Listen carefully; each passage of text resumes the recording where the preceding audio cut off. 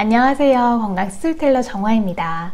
여러분 혹시 이런 뉴스 기사 보셨나요? 미국 FDA 충격 발표, 포화지방은 사실 해롭지 않다. 요즘 각종 온라인 커뮤니티에서 아주 뜨거운 감자처럼 이야기가 돌고 있습니다. 그럼 그동안 내가 알고 있던 상식이랑 다른데 싶으셨을 거예요. 맞습니다. 우리에게 너무나 익숙했던 체내 염증을 높이고 심혈관 질환의 주범으로 알려져 있었던 이 포화지방이라는 개념이 미국에서 다시 재검토되고 있다는 소식입니다. 하지만 동시에 많은 전문가들은 여전히 이 과도한 포화지방 섭취에 대한 경각심을 늦춰서는 안 된다고 강조하고 있다는 점도 함께 말씀드리고 싶어요. 오랜 시간 동안 건강의 적처럼 여겨져 왔던 포화지방, 그런데 이게 사실은 주범이 아니었다는 이야기가 들려오니까 많이 혼란스러우셨죠? 네, 그렇다면 진짜 주범은 무엇일까요? FDA 국장의 발표에 따르면 바로 정제탄수화물이라는 주장이 힘을 얻고 있습니다. 이런 변화는 사실 미국 식단 지침의 오랜 틀을 바꾸는 큰 사건이라서 우리 생활에도, 특히 학교 급식이나 식품업계에도 아주 큰 파장이 예상됩니다. 왜 갑자기 이런 논쟁이 다시 불거졌을까요? 네, 핵심은 간단합니다. 과연 포화지방만 문제일까 하는 질문이에요.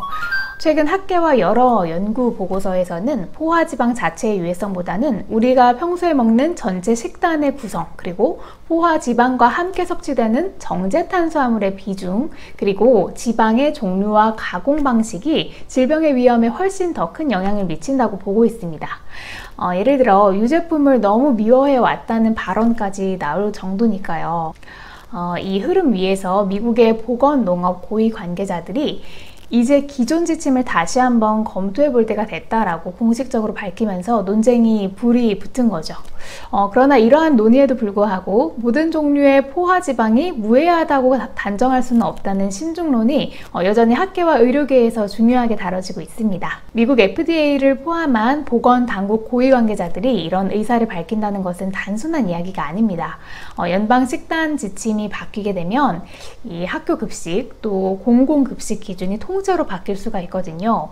이에 영향을 받는 국내 또한 권고안의 기준이 변경될 가능성도 있고요. 물론 최종 결정은 여러 전문가의 자문과 또 추가 검토가 필요해서 아직 시간이 걸릴 겁니다.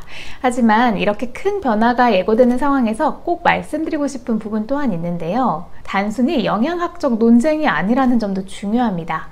이번 이슈는 정치적인 파장까지도 함께 가지고 있습니다. 왜냐하면 이렇게 고위급 인사가 공식적으로 언급하는 것은 단순한 의견이 아니라 정책적인 신호로 받아들여지기 때문이죠. 미국의 영양지침은 학교 급식, 또 영양 보조 프로그램, 또 공공 캠페인 등 그 적용 범위가 매우 넓어요. 그래서 이 특정 식품군에 대한 규제를 풀거나 완화하는 발언은 곧 식품 기업의 매출, 또 농업의 구조, 또 지역 일자리와도 연결될 수가 있습니다. 그러니까 결국 이런 발언은 영양학적 논쟁인 동시에 여러 이해관계가 복잡하게 얽힌 정치적 사건일 수도 있다는 점을 우리가 함께 이해를 해야 합니다. 자, 그럼 가장 중요한 질문은 이것이겠죠. 그래서 앞으로 뭘 어떻게 먹어야 하는 거죠? 특히 건강 문제로 고민이 많으신 분들과 또 우리 환우님들께 제가 가장 강조하고 싶은 부분이 바로 여기입니다. 이 소식이 들렸다고 해서 체크 없이 이제 뭐든 마음껏 먹어도 되는구나 라고 해석하시면 절대 안 됩니다.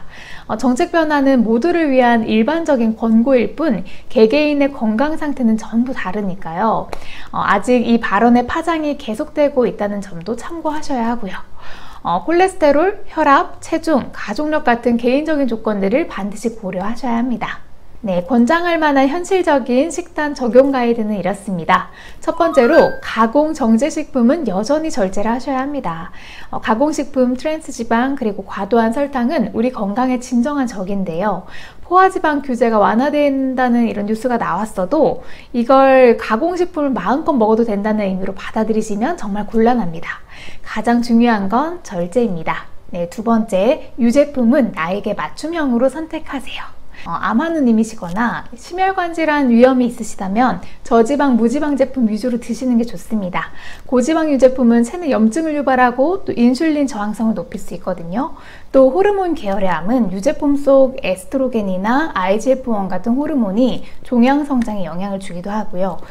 추가로 유제품 소화가 불편하시다면 요거트나 숙성 치즈처럼 소화 부담이 좀 덜한 형태로 활용해 보시는 것도 괜찮습니다. 전지유 허용은 특정 조건에서의 선택지가 넓어진 것일 뿐 모든 분께 전지유가 무조건 좋아요 하는 이야기는 아닙니다. 네, 그리고 식단의 이 중심축을 다시 건강하게 조절하셔야 하는데요.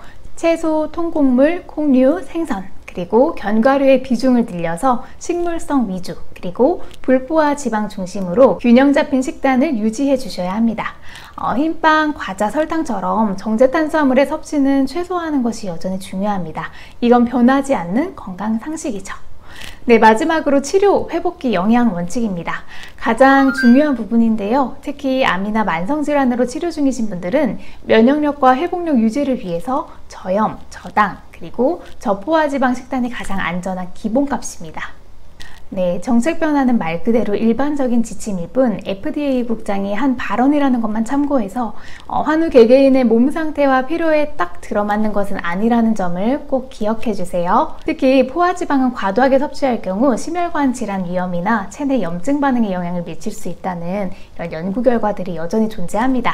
따라서 몸의 회복과 면역력 증진이 중요한 시기에는 포화지방 섭취에 더욱 신중한 접근이 필요하다는 점을 강조하고 싶습니다. 네, 마지막으로 한 줄 요약을 해서 말씀드리자면 정책 완화 뉴스는 이제 가능해졌다는 허용의 신호이지 무조건 그렇게 하라는 권장의 신호가 아니라는 점입니다.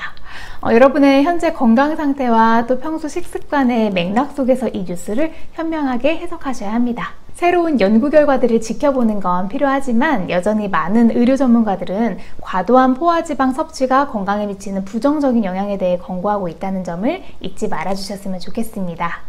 너무 한 가지 숫자, 예를 들어서 포화지방 몇 %에 과도하게 매달리기보다는 전체 식단의 질을 개선하고 나에게 맞는 개인 맞춤형 식단을 찾아 나가는 것이 훨씬 더 실용적이고 현명한 건강 관리 방법입니다. 여러분의 건강한 식탁과 건강한 삶을 항상 응원하겠습니다.